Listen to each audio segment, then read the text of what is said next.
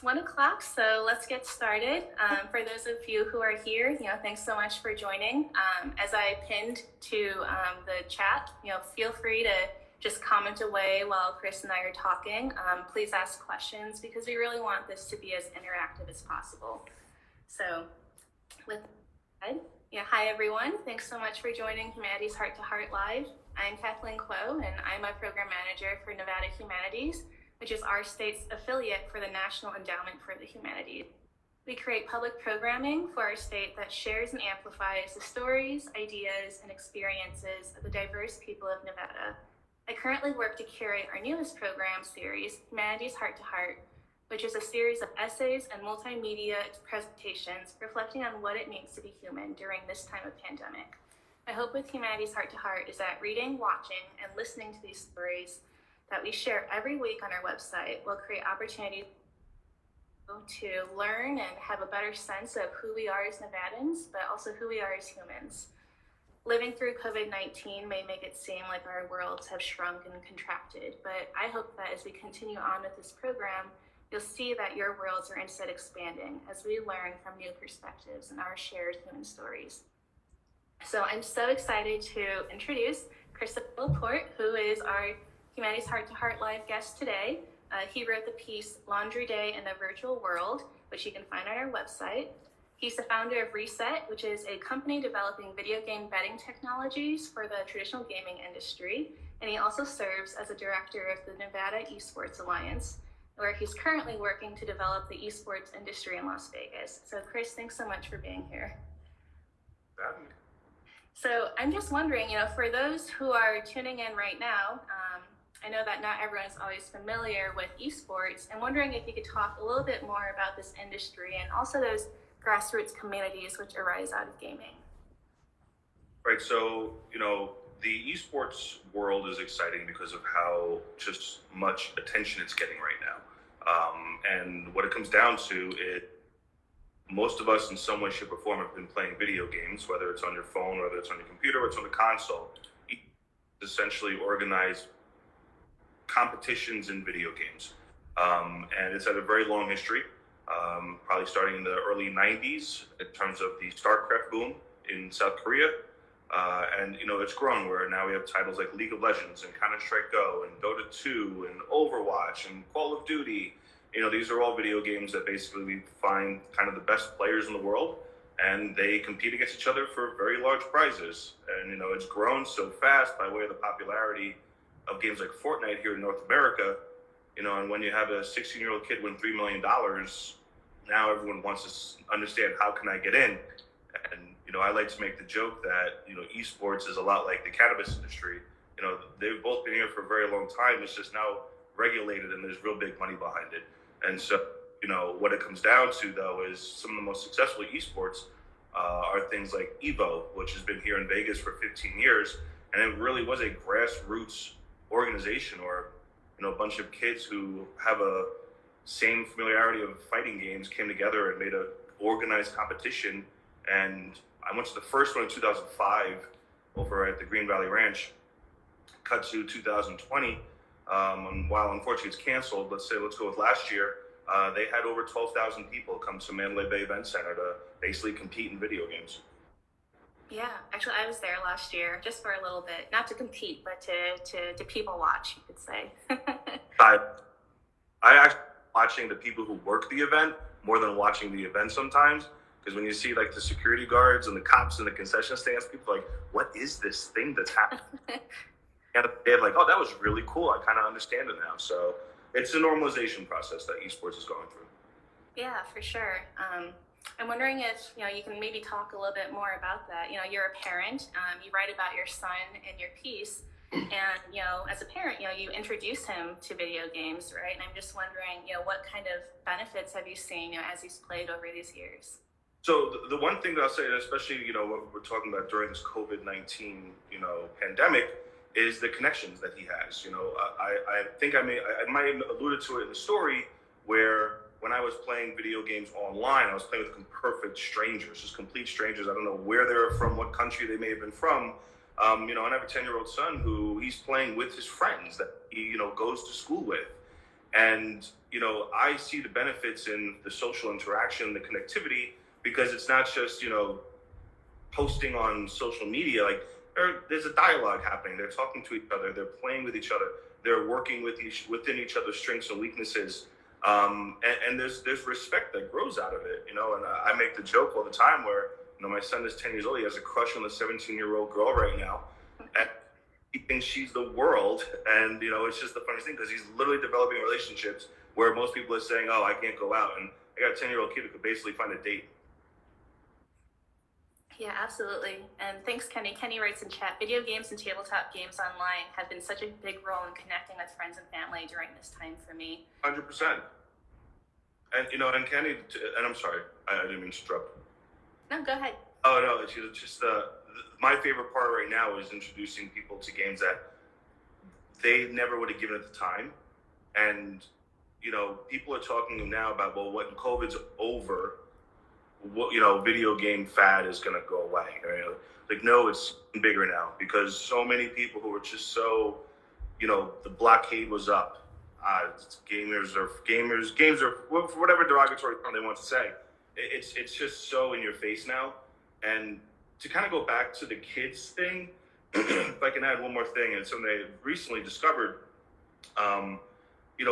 Fortnite, as popular as that game was, at its peak had 78 million kids playing. And Fortnite became like a cultural phenomenon. And it's what my kid plays. But Minecraft has 125 million people playing. And most recently, this game, Roblox, has the most people playing at 100 per month. And the beauty of a game like Roblox is it's teaching kids coding. It's giving kids a complete sandbox to create.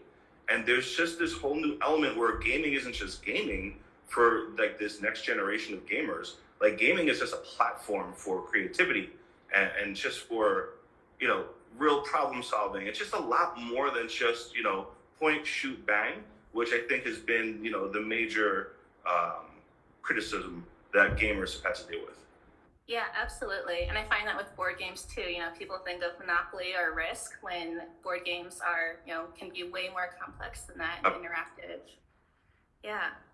So you mentioned, in your piece and just now you had introduced, some friends to games maybe they'd never played before, especially also those who maybe don't play games in general. What were some of those? So you're tricking me. I wasn't ready for that one.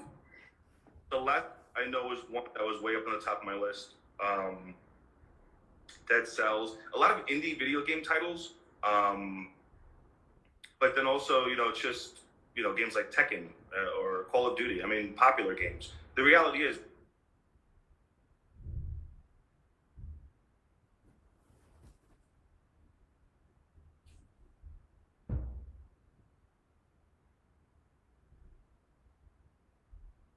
Sorry. Is it me who froze or you? That was one me. of us froze. So yeah, for the most part with indie games, it was the last Journey. Journey's a huge title that I love to share with people. It's a game where, and it's a fun way to get someone into a video game because you don't have to tell them how to play. It's this very magical game where you're instinctually figuring out what the purpose of the game is, and I use that as therapy. But like a game like Journey. Again, I mentioned Celeste because it's kind of like a modern version of Super Mario Brothers in terms of it's a platformer, but it talks about mental health, and it kind of talks about people's struggles through hard times. So now we're going through a hard time, and I introduced it to a friend, and she's like, "Oh, I'm really glad you had me play this. It was hard, it was frustrating, but there was storytelling to it that I wasn't expecting." Yeah. And now, yeah, I'm sorry. Go ahead. Oh no, I absolutely agree with all of that. Journey is a really beautiful game, and I really, anyone in chat who hasn't played it or listened to the soundtrack, I really encourage you to do so. I saw, I think, one of the first ever Journey live concerts a few years. Austin Wintory, who is a composer, played with a live orchestra accompanying the game. It was totally live. They had someone playing on stage. And then the best part is, well, I'm not going to ruin it, but if you watch that video and if you just play the game, really great. So, sorry, I didn't mean to cut you off. And we were talking about video games during a pandemic. And something that I think is really funny is that when this whole thing started, I was thinking about getting Ring Fit Adventure just because I thought, I'm going to be staying at home. Might as well do something to stay active. And I went to I went just a bunch of stores, couldn't find it. Looked online. It was just terribly expensive. People are selling it for like double its worth. And I just acquired a copy recently, but I'm just wondering if you have any insights on sort of those games like Ring Fit Adventure, like right now. And it tying into the whole big picture of American culture, right? I mean, Ring Fit essentially is proof of the value of video games because it's gamifying exercise, and you're seeing gamification in education. You're seeing, just how to make things more interesting to people by adding goals and milestones. And Ring Fit Adventure essentially is a video game to get in shape. And I know a young man here in Las Vegas. His gamer tag is Bear, as in the animal, and he was streaming Super Mario Kart to a huge audience. And he was recently shown on ESPN for just how good he is. And he was just switched it right up and started playing Ring Fit Adventure, and people were watching him exercise on a Twitch stream. So yes, everything about video games, there's always a positive benefit I'm going to find, and Ring Fit Adventure is something that, yeah, it's a whole new level. Video, who'd have thought it? So in chat, Kenny asks, real space sports have been dealing with a lot of infections and risks, such as baseball. Do you think esports can fill at least part of the void left behind by traditional sports? So it's a really great question because we kind of saw it happen for a little bit. Can it permanently replace it? I don't know yet. I think we need a lot more time for just Americans to appreciate it for what it is versus being a substitute for what they can't have. So in the case of like NASCAR went away, and so NASCAR became this very popular it was probably the number one televised esports event. I don't think there are many gamers really watching that, but there were people who were happy that it was there. So, as more people understand what games like Dota 2 is and can understand, the game mechanics of those games, sure, it'll happen. But right now, I still think it's a challenge because, let's just talk about NBA 2K, right? There's a league for NBA 2K. Do you want to watch that, or do you want to watch LeBron James really slam dunk a ball? There's a real situation there. So I've always seen esports as something that can be an entertainment product for things that are more fantastical. So like with Rocket League, there's a great game, and it's going to become very popular very soon because it's going to be a free-to-play game. And so once that's free-to-play, access to everyone, and it's easy to understand the game of soccer, but it's really cool to do it with flying cars. That could be something where I think we'll see more people watch on TV because it's not something that's a normal sport. Yeah, absolutely. The first time I saw Rocket League, I just sort of mind blown, just crazy electronic music going on in the background while you're driving around cars and hitting giant soccer balls with them. Explosion, people love explosions. Yeah, absolutely. So in chat, we have a question, a little bit more technical. He's wondering if you can talk or speak about PvP server issues and industry accountability during this time. So we're seeing a lot of that right now, especially in terms of soft aim and just all these chat that publishers just can't quite keep up with. And in terms of, and maybe this doesn't answer your question entirely, but when I look at the real vision that the Google Stadia was, and how it was like, look, let's stream gaming, and we don't even have the infrastructure to do that properly. So that's a problem. And then, of course, now there was a period where everyone was home. As a hardcore gamer myself, along with my son, we saw a significant, slowdown in our internet speeds. And whether it's just people who unfortunately feel the need to cheat, and there's just so many of them that a publisher can't keep up. And then, of course, the lack of very good internet compared to other countries. Those are real problems that we still have to kind of get through. That's the question, hopefully, that did. Yeah, I think so. So I'm just wondering now if we can maybe bring it back a little bit closer to home. So, so we're both here in Vegas right now. And with your work here, in your bio, you said you're working to develop the esports gaming industry here. I'm wondering if you can talk about how you've seen that grown over time here in Las Vegas. Yeah, well, it's been a very humbling experience, to be very honest with you, because, again, as the competitor in Evo to spectator in Evo over a span of 15 years, I've been in the middle of that. And we've seen it collectively grow, which is always one of the most important things for esports. And then what happened over the past few years, you saw real big money come in, right? And so Overwatch League and Call of Duty League, and there's now these expectations that we have to have these huge crowds, the same way Evo has it. And it's been a challenge. We had a Rocket League championship here in Las Vegas a year ago, and it brought in not nearly as many people as Evo did. We had League of Legends come in, and it did great in 2016. We helped with that. And the reality is with them is they travel over the world. So they're always trying to still sell their brand to everyone. So it's kind of like a touring circus almost. So to find a title as big as that to come back, they'd rather do it in China most times and rather do it in Asia because it's a much larger audience that will pay for a ticket to go to an event.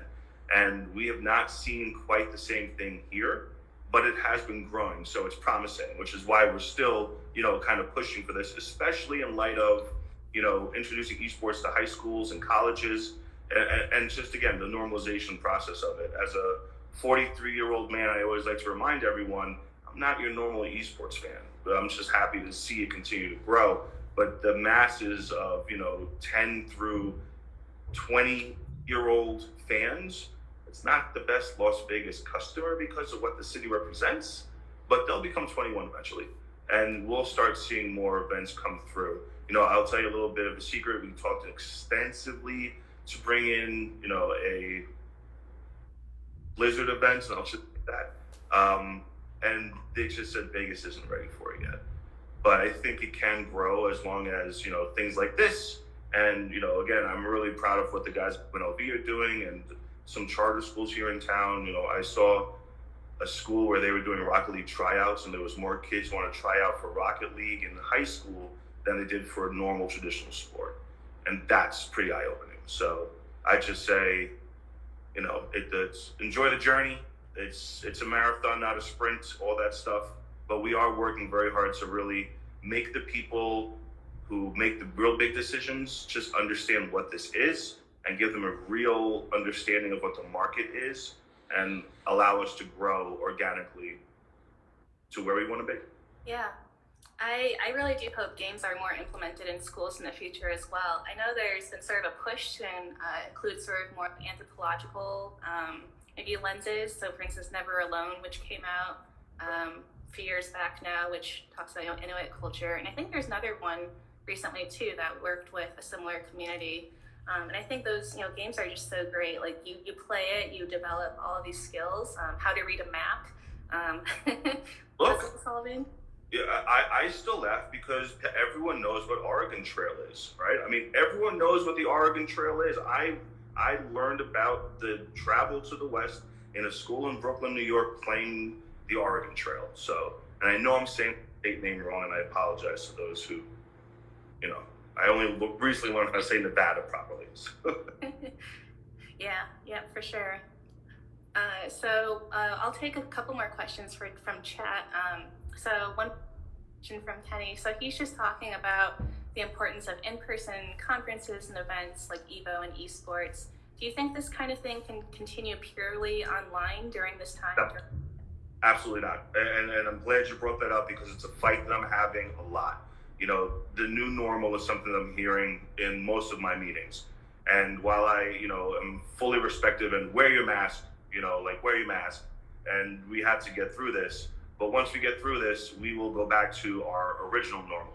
And it's a very important because the gaming industry that I grew up in became this big because of the passion of the players. None of this is about the publishers. None of this is about the tournament. It's the players. The players drive esports. And the way that happens is you build relationships and you play with, the same people. Again, old man story. I grew up in the arcades, right? I learned how to play Street Fighter by competing with the same people over and over again in my neighborhood. And then we brought it out to other neighborhoods, and like it was a thing. And now we have it's never the same from a technical aspect, because you want the LAN center kind of connection, you want like a hard line connection, or you just want to be there. And so that's important. But I still go back to, the best esports events are the ones where people get to know each other, and you take care of each other. I still talk to most of the people, that a lot of people in the FGC are known, where we're just like checking in on each other. Why? Is it because we met each other, we hung out. It wasn't just a screen name and a voice, or, a video conference. And I think we want that because we're human beings, right? We need connection. And while this is a great substitute, what we're looking at right now, let's get back to where people got together and celebrated their culture and with pride. And that also helps to grow the industry, because then the outsiders and these non-endemic spaces, like, what is this thing that's happening? Why are all these people carrying arcade sticks? And the conversation ensues. So yes, once this new normal is over, we go back to the old normal, and events have to come back, because it's like, it's a sense of. Yeah, absolutely. I don't think anything can really replace that in-game or in-person connection, and community is really, I think, what it's all about. I play a lot of Smash Brothers myself, maybe more casually than competitively, but in Vegas, I went to a few events here, and again, it's all about, this single thing brings together people who might not normally ever interact. Like, we wouldn't have been brought together if it wasn't for this thing. So, yeah, absolutely. Wondering if there's any last, thoughts or comments you want to add, while we're here about games.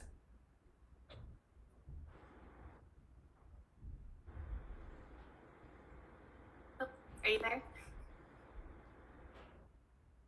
Oh, sorry, you cut out. That's all right.